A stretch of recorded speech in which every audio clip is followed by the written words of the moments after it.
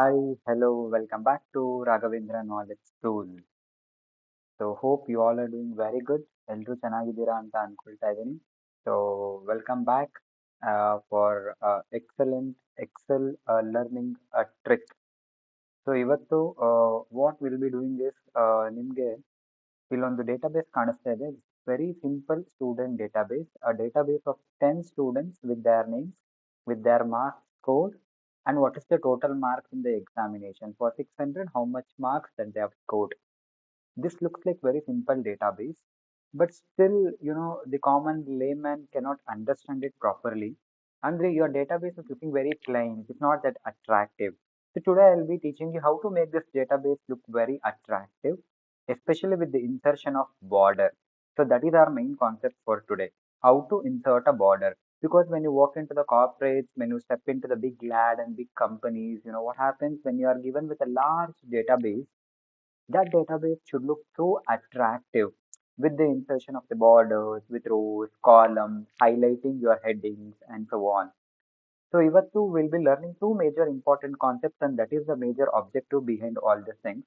One, how to highlight our data using borders, and how to highlight our headings ಅನ್ನೋದನ್ನ ನೋಡೋಣ. So now we have a student database here.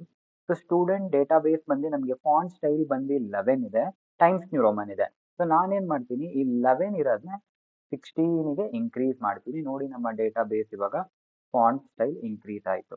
ಮತ್ತೆ serial number ಇದೆ, ಮತ್ತೆ name ಇದೆ, marks secured and total ಇದೆ. So ಇದನ್ನ ನಾನು ಏನ್ ಮಾಡ್ತೀನಿ, ಸೆಲೆಕ್ಟ್ ಮಾಡ್ಕೊಂಡು 14 ಮಾಡ್ಕೊಳ್ತೀನಿ. ಸೊ ನೀವು ನೋಡ್ಕೊಳ್ತಾ ಇರ್ಬೋದು ಯಾವ ತರ ಸೆಲೆಕ್ಟ್ ಆಗ್ತಾ ಇದೆ ಅಂತ ಹೇಳಿ. ಸೊ ಇವಾಗ ನನಗೆ ಇದು ಹೈಲೈಟ್ ಆಗಬೇಕು. So plain ಆಗಿರಬಾರ್ದು. ಸೊ ಅದಕ್ಕೆ ನಾನು ಏನ್ ಮಾಡ್ತೀನಿ, ಇಲ್ಲಿ ಪೇಂಟ್ ಕಾಲಮ್ ಆಪ್ಷನ್ ಇದೆ, ಫಿಲ್ ಕಲರ್. ಈ ಫಿಲ್ ಕಲರ್ ಮೇಲೆ ಕ್ಲಿಕ್ ಮಾಡಿ ಎಲ್ಲೋ ಸೆಲೆಕ್ಟ್ ಮಾಡಿದ್ರೆ ನೋಡಿ, ನನಗೆ ಇವಾಗ ಸ್ಟೂಡೆಂಟ್ ಡೇಟಾಬೇಸ್ ಅಂತ ನೋಡಿದ ತಕ್ಷಣ ಕಣ್ಣಿಗೆ ಟಕ್ ಅಂತ ಹೊಡೆಯುತ್ತಿದೆ ಡೇಟಾಬೇಸ್. ಆ ತರ ನಿಮ್ಗೆ ಸಿಕ್ಕೋಗುತ್ತೆ. That is one such advantage.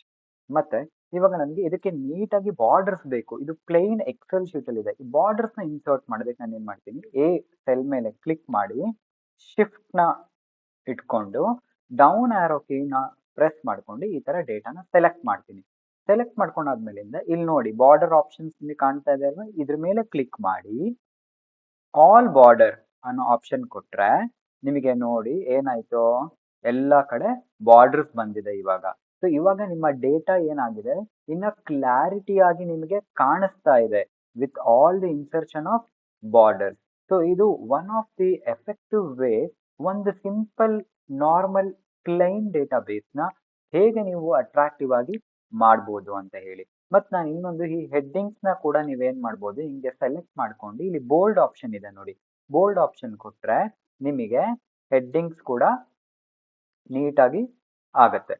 So this is ನಿಮ್ಗೆ ಒಂಥರ ಡೇಟಾಬೇಸ್ ನ ಅಟ್ರಾಕ್ಟಿವ್ ಆಗಿ ಕಾಣಿಸೋ ತರ ನೀವು ಆರಾಮಾಗಿ ಮಾಡ್ಬೋದು. ಸೊ ನಿಮ್ಗೆ ಏನಾದ್ರು ಡೌಟ್ಸ್ ಇತ್ತು ಅನ್ನೋದನ್ನ ನೀವು ಕಮೆಂಟ್ ಬಾಕ್ಸ್ ಅಲ್ಲಿ ಕೂಡ ನೀವು ಕೇಳ್ಬೋದು. I will be replying to all your queries. So thank you all. ಇದೇ ತರ ನಿಮ್ಗೆ ಎಕ್ಸೆಲ್ ಟ್ರಿಕ್ಸ್ ಬೇಕು, ಇನ್ನು ಎಕ್ಸೆಲ್ ಅಲ್ಲಿ ಜಾಸ್ತಿ ವಿಡಿಯೋಸ್ ಬೇಕು ಅಂದ್ರೆ ರಾಘವೇಂದ್ರ ನಾಲೆಜ್ ಸ್ಕೂಲ್ ನ ಶೇರ್ ಮಾಡಿ, ಸಬ್ಸ್ಕ್ರೈಬ್ ಮಾಡಿ, ಲೈಕ್ ಮಾಡಿ. Thank you all. Have a great learning.